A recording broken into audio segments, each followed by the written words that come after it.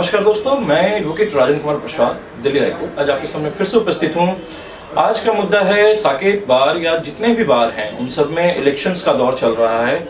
आज हम साकेत बार में जो प्रेसिडेंट पद के लिए खड़ी हुई हैं रुबीना यास्मीन जी, उनके साथ इलेक्शन के ऊपर चर्चा करेंगे। साथ ही साथ उन्होंने क्या प्लान किया हुआ है, किस तरह से वकील भाइयों के लिए खड़ी होंगी, वो सारी बातें हम डिस्कस करेंगे और जानेंगे इनसे। चलिए मैं मिलता हूँ रुबीना यास्मीन जी से। नमस्कार मैम। नमस्कार।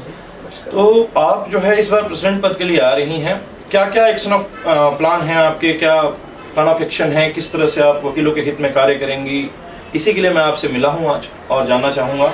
अपने चैनल के माध्यम से और लोगों को भी बताना चाहूंगा जो साकेत में प्रैक्टिशनर हैं या प्रैक्टिस कर रहे हैं, क्या क्या मुद्दे हैं बेसिक और किन मुद्दों पर आप इलेक्शन को लड़ना चाहते हैं। देखिए राजन जी, पहला बेसिक मुद्दा तो यहाँ की जो कैंटीन है जी, 50% एडवोकेट ऐसे हैं जो एक सिंपल खाना नहीं खा सकते। यहाँ पे अगर आप लंच के लिए जाते हैं तो 150 रुपये से लेकर 200 रुपये तक का सिंपल दाल चावल रोटी, पानी भी आपको अलग से खरीद के पीना पड़ता है।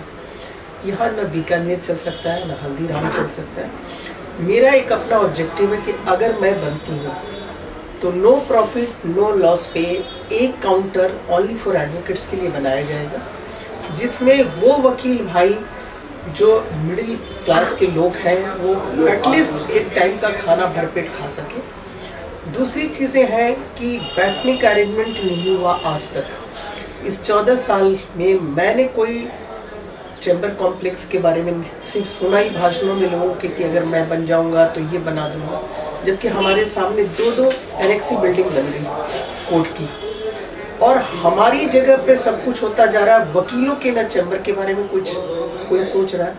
मेरा ये मानना है कि जो यूटिलिटी ब्लॉक है, अगर मैं बनती हूँ तो मैं यूटिलिटी ब्लॉक के ऊपर एटलीस्ट 3 ऐसे फ्लोर बनाए जाएंगे जिस पे गवर्नमेंट से सैंक्शन होगा, बीएमसी आपका सैंक्शन करेगी।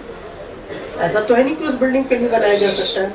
तो मेरा एक वो है कि एटलीस्ट सारे एडवोकेट भाई अकोमोडेट हो सके, एक सिस्टम बने। और तीसरी चीज़ ये है, मेरा एक बड़ा अहम मुद्दा है कि ये 3 ही बार में प्रेसिडेंट बनते हैं। ऐसा क्यों? ऐसी क्या चीज़ है? ऐसा क्या है कि कोई चौथा जो बने वो नहीं कुछ काम कर सकता? तो जब तक चेंजेस आप नहीं लाओगे, वादे तो ये सारे कर चुके। 14 साल में 11 साल इन तीनों ने बार को दे रखा है। तो मैं साकेत बार की जनता से हाथ जोड़ के एक रिक्वेस्ट करूंगी कि आप एक चेंज लाओ।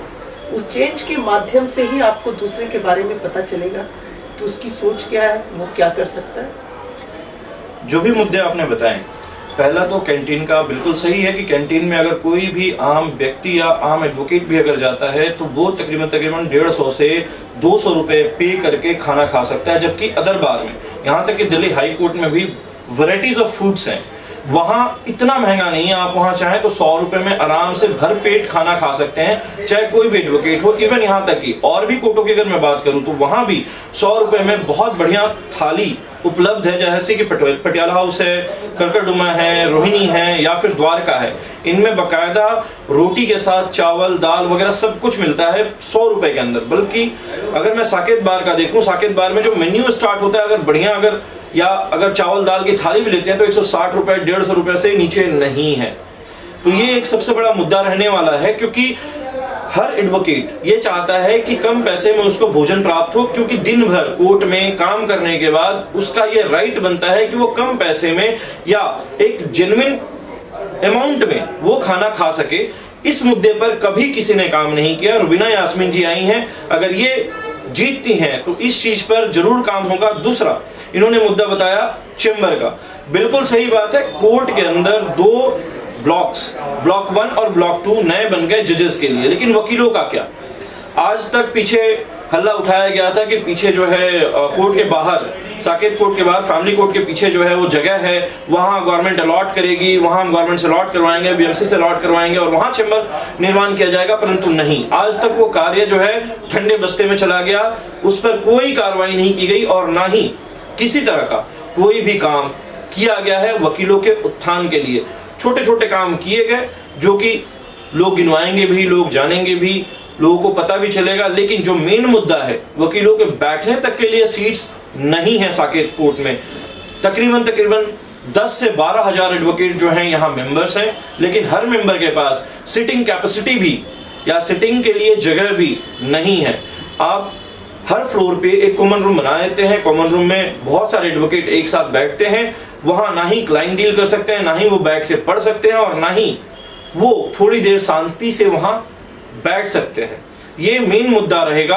रुबीना यास्मीन जी का और कुछ कहना चाहती हूँ मैं? सर मैं तो कैंटीन के मसले को लेके ज्यादा वो हूँ कि आप बताइए कि इससे पहले एटलीस्ट पानी तो फ्री में पीने के लिए मिलता था। हाँ। आज की डेट में क्या है, कोई भी एडवोकेट कहीं से जा रहा होता तो क्या करता था, जग से पानी निकाला और ग्लास में डाल के पी लेता था। अब आपको वहाँ पहले बॉटल खरीदनी होगी देन पानी पिएगा। ऐसे कितने वकील हैं जो, मतलब ये है कि डिस्पेंसर भी कैंटीन के अंदर नहीं रखा गया है, वाटर डिस्पेंसर की भी जरूरत है, जो कि वाटर डिस्पेंसर से लोग जो है पानी वगैरह पी सकें या मुफ्त में उनको पानी मिल सके। मैं राइट? बिल्कुल बिल्कुल। तो ये बेसिक चीजें हैं। और रही बात कि जब तक आप बदलाव नहीं लाओगे, सृष्टि का नियम है सर, जब तक आप किसी और को मौका नहीं दोगे तो आपको कैसे पता चलेगा कि उसकी एबिलिटी क्या है, वो क्या कर सकता है। बदलाव तो चाहिए, बिना बदलाव के तो मेरा तो ये मानना है, साकेत बार की जनता से हाथ जोड़ के विनम्र निवेदन ये है कि एक चेंज लाओ, और उस चेंज के माध्यम से ही पता चलेगा कि हम क्या कर सकते हैं आप भाइयों के लिए। ये मेरी सोच है। मैं इस मुद्दे पे चुनाव लड़ रही हूँ। मेरा यही एक मुद्दा है कि मुझे एक मौका दूं ताकि मैं यहाँ कुछ करके दिखा सकूं मेरा विजन क्या है। चलिए, बहुत अच्छा रहा। दोस्तों, तीसरा एक मुद्दा और मैं याद दिलाना चाहूंगा रुबीना मैम को कि साफ सफाई के बारे में भी यहाँ बहुत सारी परेशानियां हैं। टॉयलेट्स वगैरह गंदे रहते हैं, साफ सफाई ढंग की नहीं होती है। इसके बारे में क्या कहना चाहेंगे? सर एक चीज ये बताओ कि हर चैम्बर से ये 500 रुपीज ओनली फॉर मेंटेनेंस लेते हैं, ठीक है। ये मेंटेनेंस सिर्फ कोर्ट बिल्डिंग का, हम वकीलों के पैसे कोर्ट बिल्डिंग में लगती है। इसके लिए कभी भी बार के प्रेसिडेंट सेक्रेटरी ने ये नहीं कहा कि मेंटेनेंस का जो पैसा जाता है वकील भाइयों का, क्यों नहीं यहाँ सफाई होती है। आप जो कोर्ट के स्टाफ है वही यहाँ स्टाफ है। आपके जो एम्प्लॉई वो दिन भर साकेत बार के ऑफिसों में बैठे रहते हैं।